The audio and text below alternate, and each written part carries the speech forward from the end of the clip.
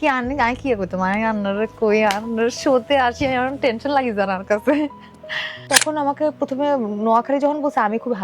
মানে নোয়াখালী ভাষাটা এত কমেডি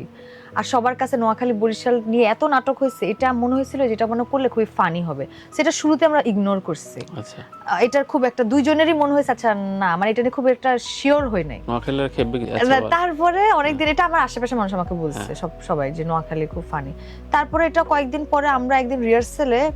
হচ্ছে না মানে জিনিসটা না ঘটতেছে না তখন রাফি বলে কি তুমি এটা নোয়াখালী ভাষায় বলো তো জাস্ট এই ডায়লগগুলো তুমি নোয়াখালী যখন বললাম আর আমি খুবই ফ্লুয়েন্ট নোয়াখালী ভাষায় বললাম আমি দেখলাম যে ওর কাছে মনে হচ্ছে এটাই ও রেশমা পায়ে গেল ও বললো যে এটাই রেশমা। তারপর আমি তাই তাহলে তো আমার জন্য ইজি নোয়াখালী ভাষা তো আমার জন্য কোনো নতুন কিছু না বা এটা আমি এটা জানি। তখন জাস্ট আমি ওই ভাষায় কথা বলা শুরু করলাম এবং ক্যারেক্টার একটা অদ্ভুত লেয়ার হয়েছে এবং কোনো একটা মানুষ বলে নাই নোয়াখালী ভাষা ও কাছে খুবই কমেডি লাগছে মানে ও ইন্টেন্স হইতে পারে না রেশমার সাথে ফলো করতে পারে এটা হয় না কি আই কি করতে মানে আন্নারে কই আন্নার শোতে আসি আমার টেনশন লাগি জানার কাছে